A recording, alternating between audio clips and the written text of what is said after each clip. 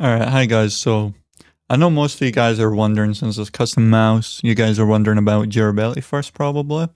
So the durability from my PMM ZA medium here, there's no side flex. As you can see, I'm kind of squeezing pretty hard. It's like very little, if to none. The mouse wobble is nothing, as you can see here. There's a bit of side play, but if I was like playing, it's not there. Just very low. No squeeze here or on the top bit of the shell. Tiny bit on the under, but you're not really going to be pressing under your mouse. This is the pre-applied core pads were on it, and it's pretty good. I also have the ZAS here. Well, this is my ZA medium, by the way. So this is the ZAS. I've got a little bit of side play here, like pushes in a bit here on this one, but I did lose a few screws, and I broke this one because the screw came out. So I don't know if you can hear this, but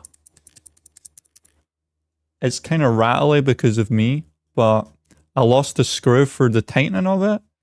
So that's probably why. And there's a few missing screws on a PCB. Although Piranha did offer to send me out some more, but there was no need to, since I like the ZAM shape, and that's what we'll mainly be going over in this video. So yeah. Sturdiness is really good.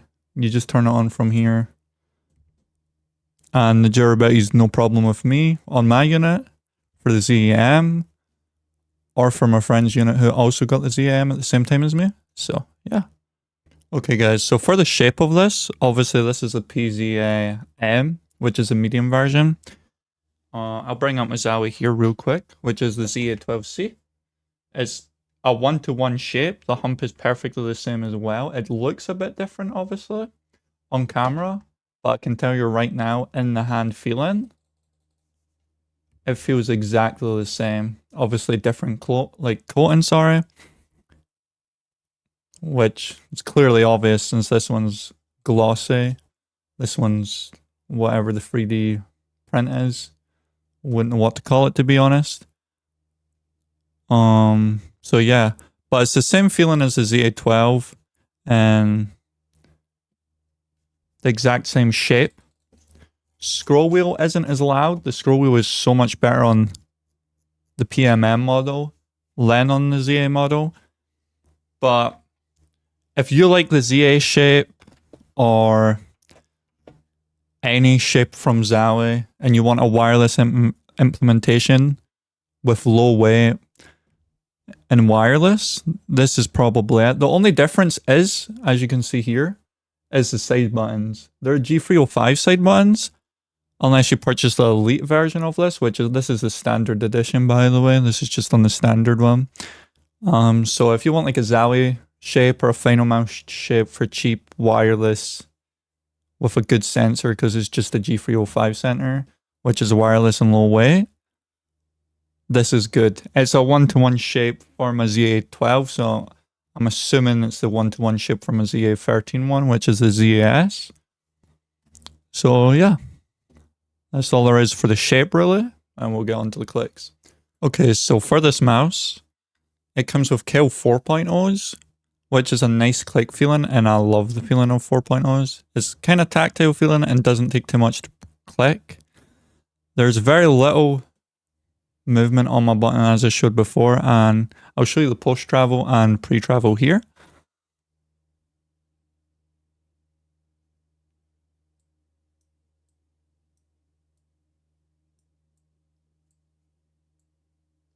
You can change how it feels of the click in the post-travel and pre-travel by using these screws here and here, which will change how it feels. I messed it up on my ZAS, which is here, by losing the screws. As I stated before, Piranha offered to send me more screws to fix it, but I didn't need it. I did break the mouse here near the charging port and fucked up the cable, but he sent me out a replacement from a ZAS and works flawlessly now after I fixed it again. But I've not edited anything on this one. I've kept it all default. It is the pre-built version, by the way, just so you guys know, and it works flawlessly, as you can hear by the clicks. So yeah, the clicks are superb on this mouse, and I wouldn't have, like, I wouldn't say it's horrible feeling. It's not as good as default clicks on, like, say, low XM1 wired or mice like that, which is probably due to the 3D shell. But honestly, there's no fault with it. I would say the click feeling is like really good in my opinion. So others may say it differs, but to me, the clicks are amazing and there's nothing I would change about them. So that's it for the clicks. We'll move on to the sensor now. Okay guys, for the sensor, it's amazing and it works well on every pad I use, including the Shirinkai V2, if you guys are worried about that.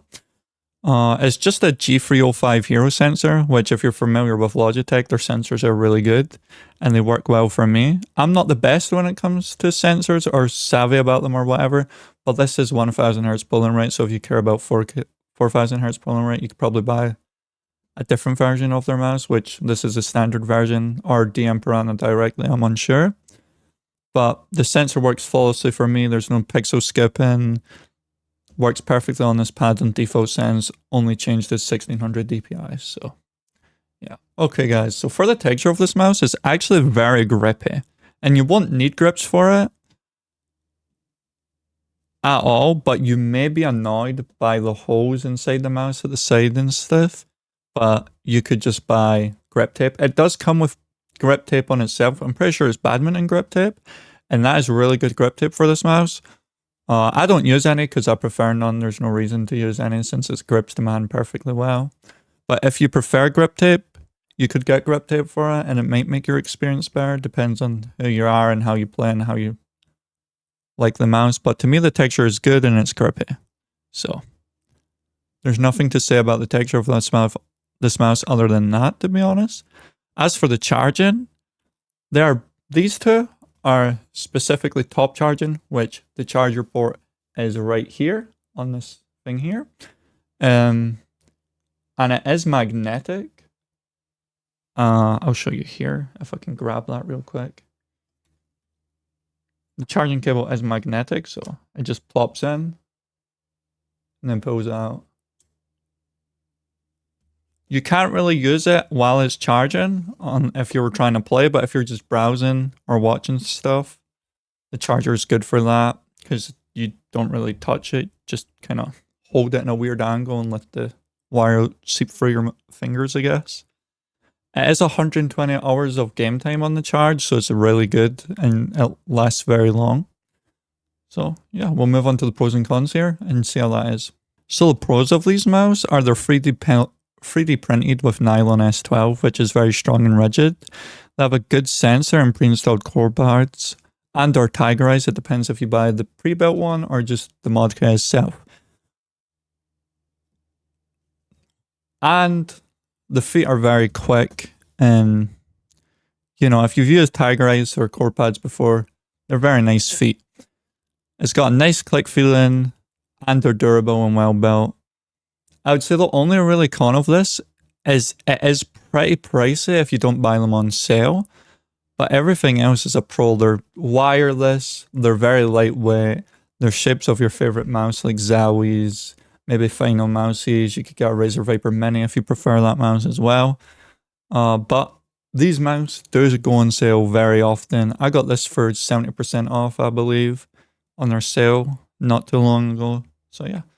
We'll move over to the overall thoughts of this mouse now, and you guys have probably guessed what my overall thoughts are since this is my main mouse, but we'll move on to that just now. So overall, I love these mouse and I'm in the ZAM. I purchased this on the sale, obviously, and I don't regret buying any of these mice. Piranha is normally quick to respond if you need parts or help building them in his Discord. Like I said, he offered to send me new screws for mine, although he just sent me a new wire, which is all I needed, and to be honest, I don't need the screws, but he did offer to send me them free of charge, so that's really nice of him. The clicks are good. It's a wireless mouse of your favorite shape, if you do use your favorite shape like a Viper Mini or whatever, and I do recommend ordering from PMM, as I made this mouse now, and they're perfect to me. I recommend to anyone who loves the ZA series and wants a light wireless one to buy a PMM, to be honest. Since it was basically the same as a brand new ZA12C when this was on sale, and it's wireless in a complete lighter way. Obviously different coating and stuff, but that's besides the point. Overall, I think this is insanely better than my ZA12 for the money, since I paid around the same. Obviously, I got the second hand though, but I put different feet on. These are Tiger Arcs on these ones, core pads on this one. But this is a wire, it's 70 grams, and it's pretty heavy now to today's standards. Well, this is like, I believe 51 grams. I don't have a scale to test it, but it's really light, and it might take getting used to begin with, but after a while get used to it, sense of how light it is. But overall, this mouse is perfect. Perfect for me. The shape is nice. It's the same as the ZA12, which is one of my endgame mice next to the KPU, which I'll probably get a wireless KPU off them soon. So yeah, overall, PMM is a great company to buy from. Both my products came here shipped in decently nice time from Germany. Obviously, they need to get like printed in China and stuff, and then come over to whichever country you live in. But these mice are perfect. There's no problems with mine. They're flawless. So overall, I would buy them. Probably wait for a sale if you want to buy them, unless you're just buying the mod kit, just buy it outright. But normally there is a sale, or you can use discount codes, what you get by signing up for their newsletter or in their Discord. I'm pretty sure they have a discount code in there as well. So that's my thoughts on the PMM mice, the ZA-S and the ZA-M. They're perfect mice. I prefer the ZA-12. So yeah, overall, I would say buy it.